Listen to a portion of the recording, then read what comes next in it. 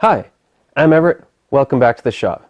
What I've needed to do for a while is make a holder for a dial indicator that attaches to the ways of the lathe. Up until now, what I've been doing is trying to set up a dial indicator on a magnetic base, and it's been really fiddly and sometimes a pain because it'll just fall out of place. To do that, I've got... Oh, my son's awake. I'll have to make this quick.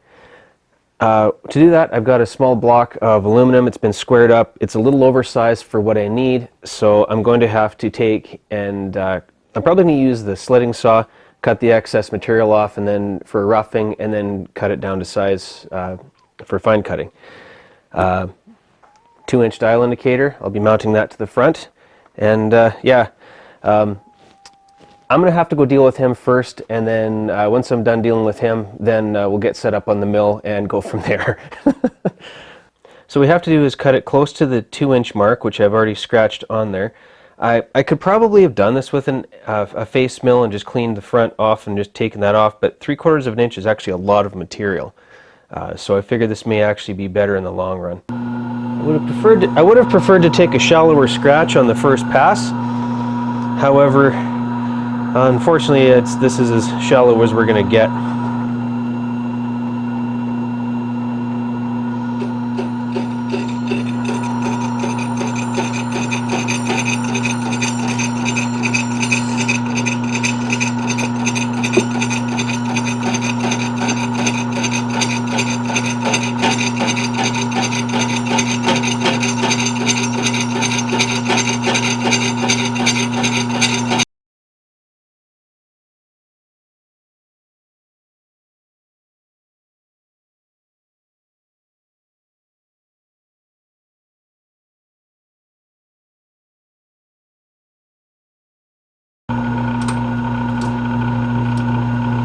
Pass number 2.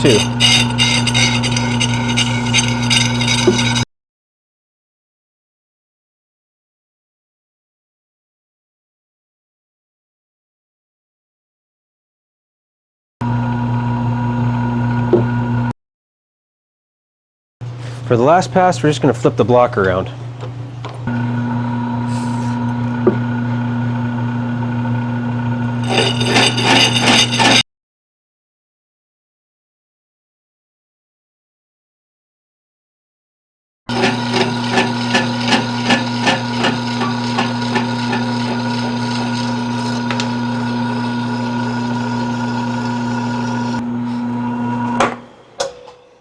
Not bad for a roughing pass. Not completely square as far as a cut, but it doesn't need to be either. Besides, would have been a shame to turn that all in the chips. It's still a usable piece of material. 3-inch face mill is installed. Let's take a touch off and then roughing pass, see where we're at.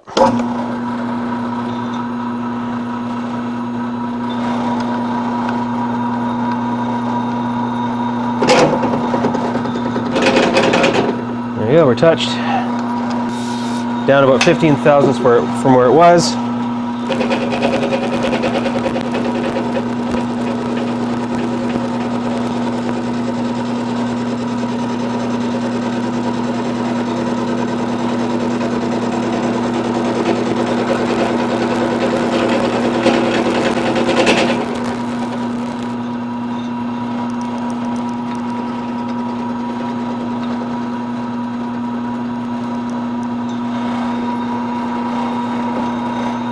Take 20 thou or so.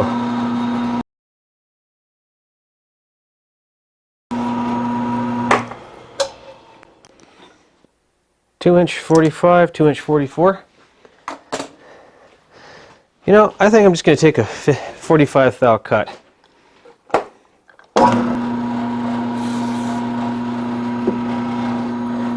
This is a length measurement, which is less critical than some of the others.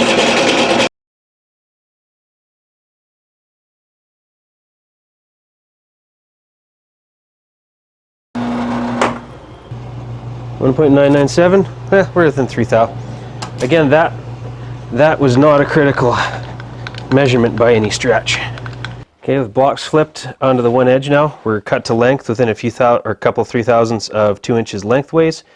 We now need to cut 70/1000ths off this face.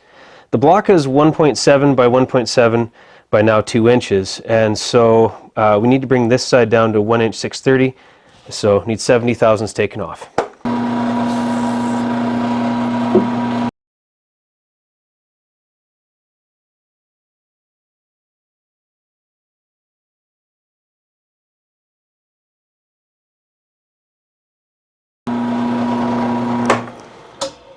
On the 655, we need another 25/1000ths off.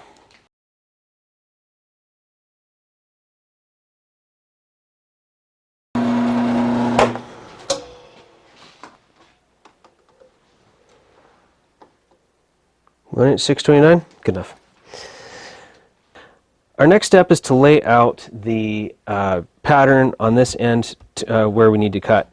And while I will be using, cutting and measuring and cutting and measuring, I'm going to lay out the pattern on this end of the material using a little bit of blue, a little bit of die-chem. Trying not to get it everywhere.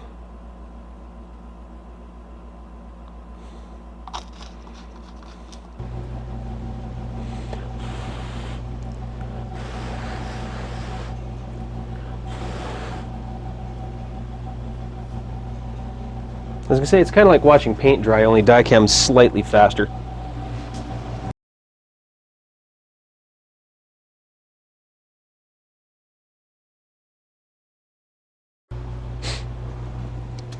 So now we need a 45-degree angle from that corner.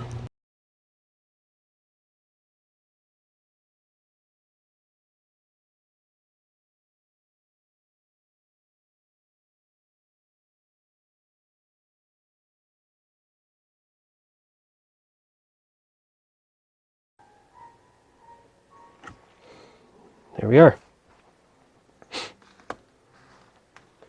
So that's the pattern we need to cut to. Okay, face mill's swapped out for a 2-flute 3/4 end mill. We'll be spinning here about 1400 RPM, give or take. Yeah, we're just going to have to take a number of successive passes. Let's do a 50 thou.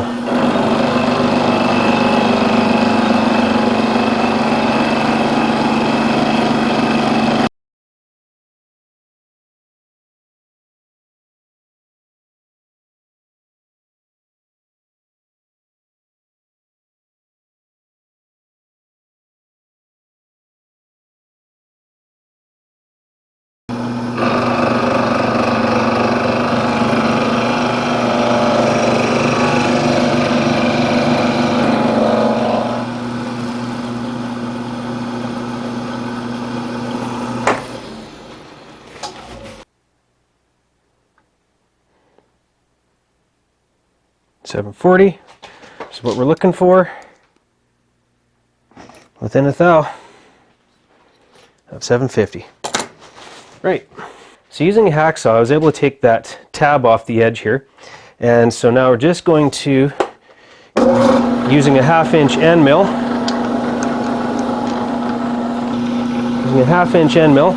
we're just going to take off that little tab.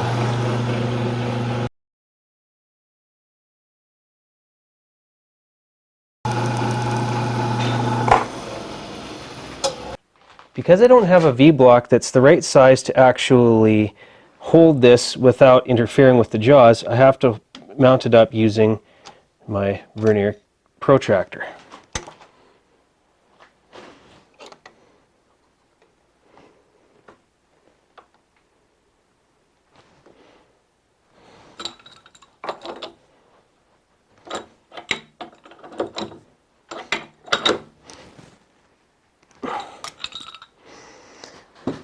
I'm just going to have to take light cuts and be very careful.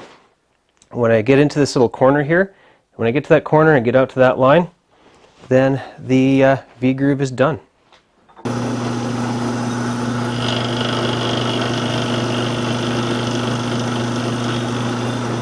We're going to start there.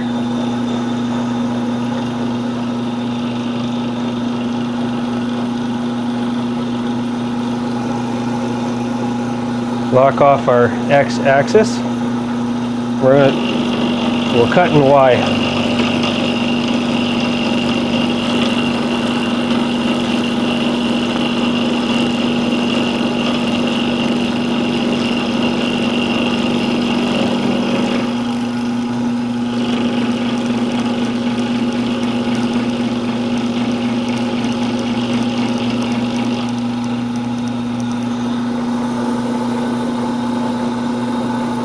.50 thou, depth of cut.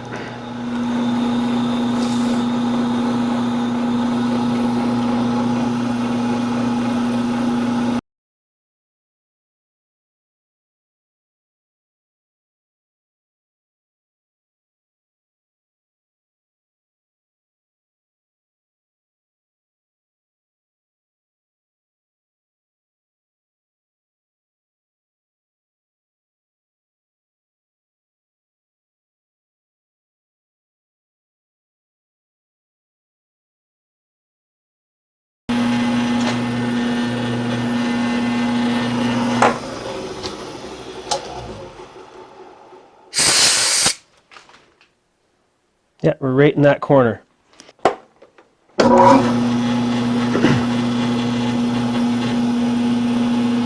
Let's take a climb mill or climb pass on this back face.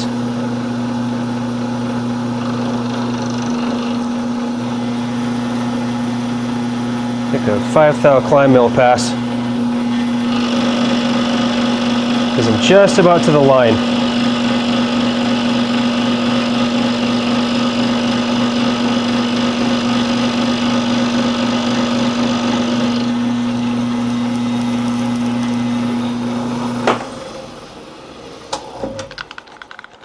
There we go.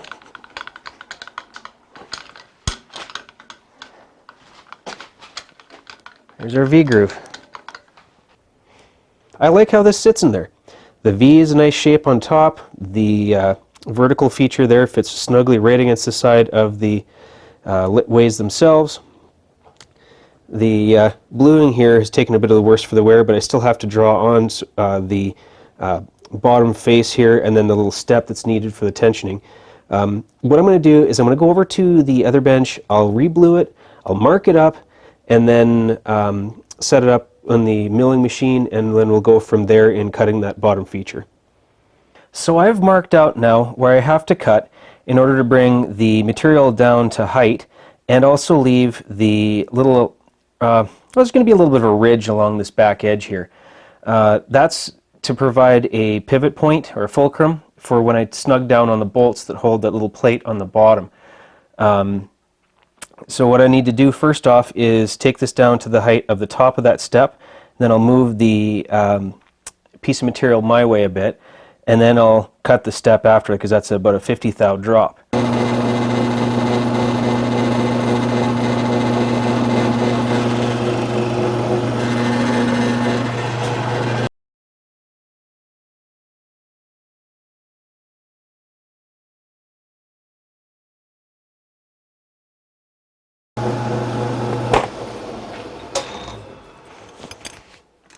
So this, the top of this shoulder has to be 1.44 inches tall from the top of the material. 1 inch 555, 115 thousandths.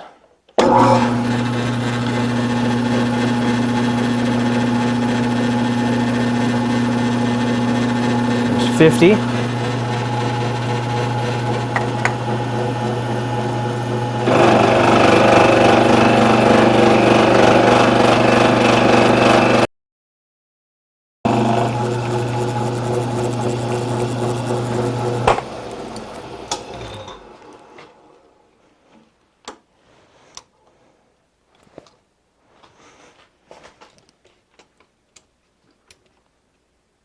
So 1 inch 505.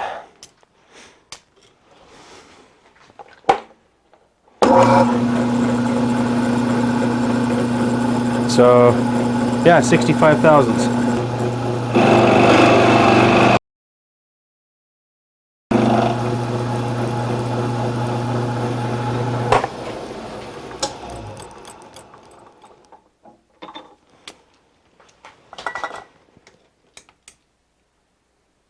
Yeah, 1 inch 440.5.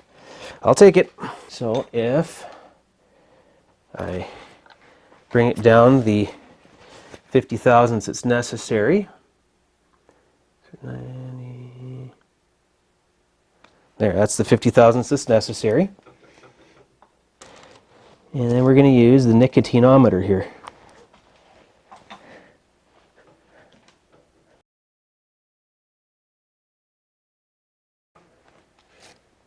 It's just cutting the paper. Yeah. Here we go. So just cutting the paper. So I'll set the 0. So what I've done is I've set the 0 on the y-axis. Again, digital readout would be nice, but not happening anytime soon.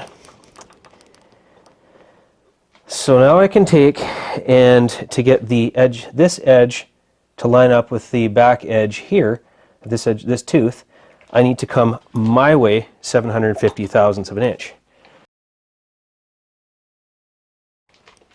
And then we can come back another 100 thousandths. That makes 850. All right. We're going to set up and find that edge first.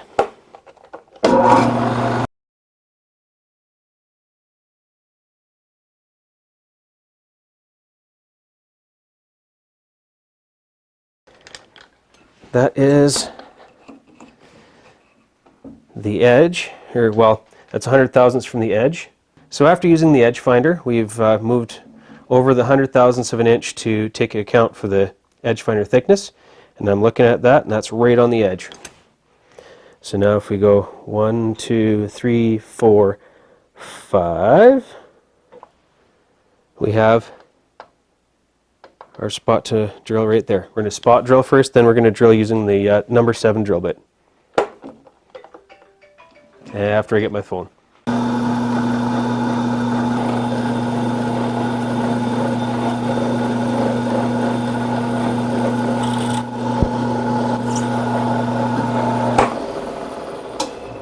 There we go.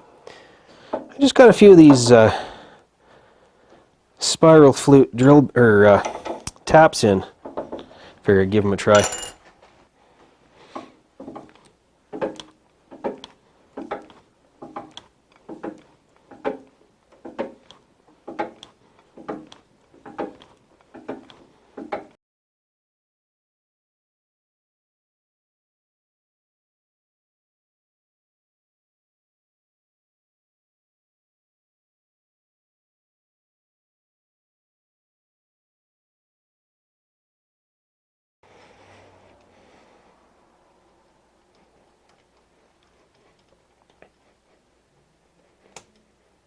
That is pretty much what the doctor ordered, because there's going to be a plate right here that this is going to clamp against.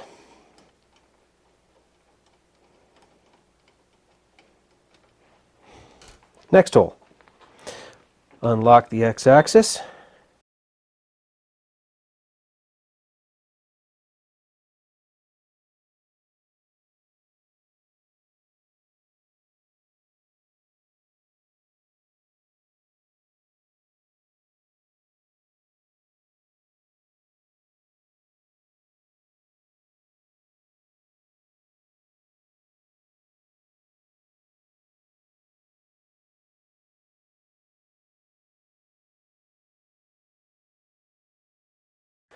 We can now actually remove this from the vise as it sits, because these features are now done.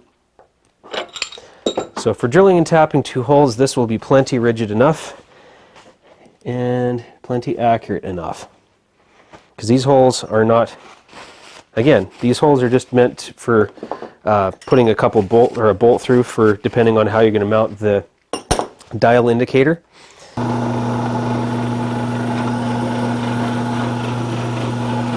All right.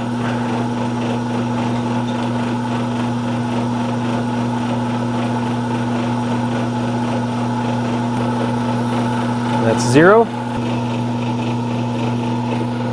There's 0.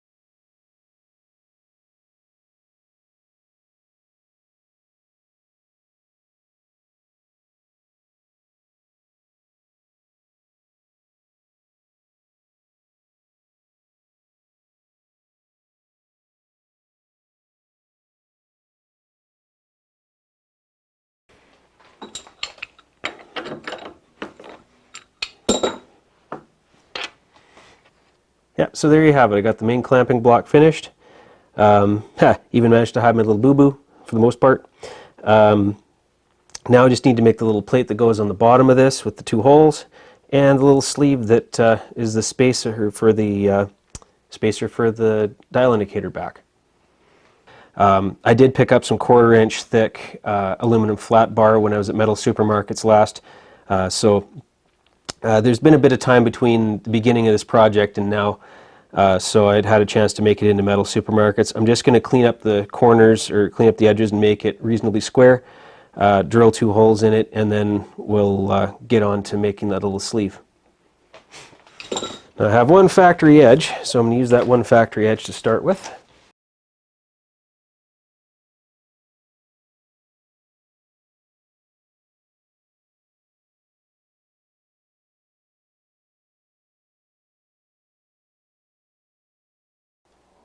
Yeah, that's, well, yeah, 1 inch 9.99. All right.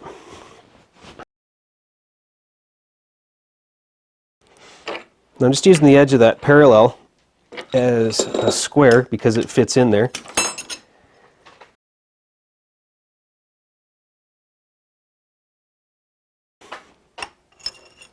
Set a parallel on the bottom.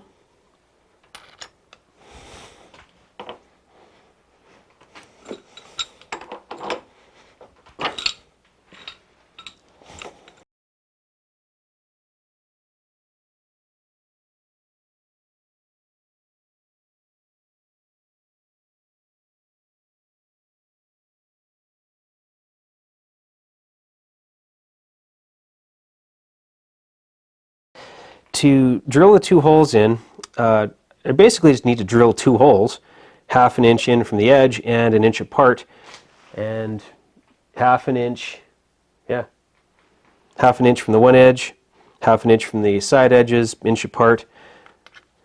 Really, this will be one of the simpler things to do on this whole project. I mean, even then the whole project wasn't that complex.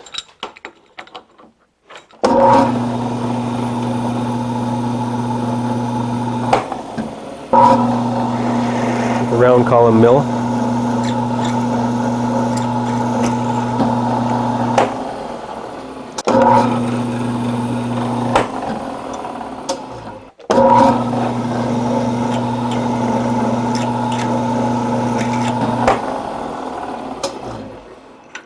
I'm just going to deburr the holes by hand.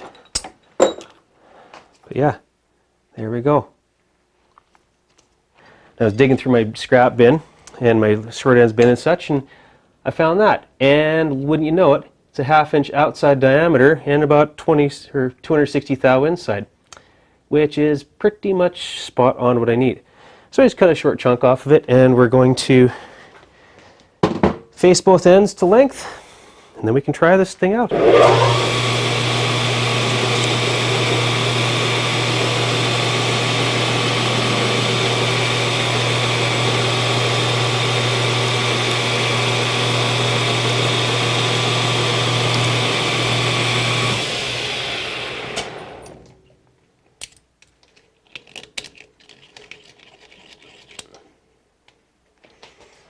It'll work. It worked. So I take, this is another one of those tools I'm making that would have been nice to actually have the tool to make the tool, because I measure now and I'm 1 inch 94 thousandths long. This is part of the reason for that tool, is so I can actually face certain, if I have to face or make a feature on the end. So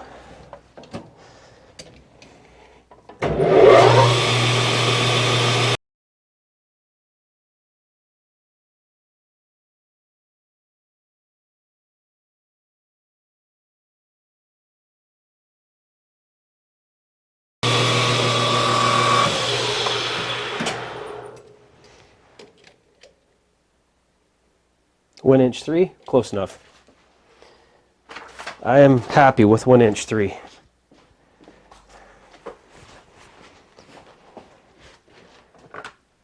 So I'll take their deburring tool,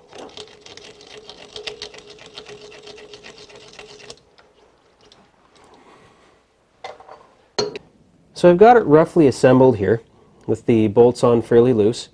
What I've done is I've actually put flat washers right against the block and then lock washers underneath the heads in between. That way the lock washers actually provide a little bit of a spring action against the flat washers, and that allows for not having to tighten it all the way down. If I don't have to tighten it all the way down, then should I forget, if it's not clamped right down, it should actually push the block to the side as opposed to, well, damaging the indicator.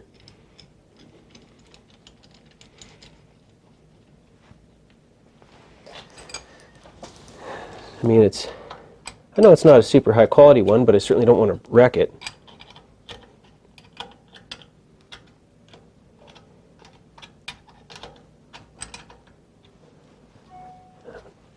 There we go. See, I have a little bit of travel to it, or a little bit of slide to it.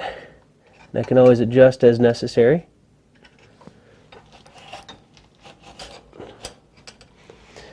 One of the reasons I wanted to do it this way is that I can just this way slide it back out of the way and not have to worry, I don't have to take it off and on. I can actually leave it attached to the lathe.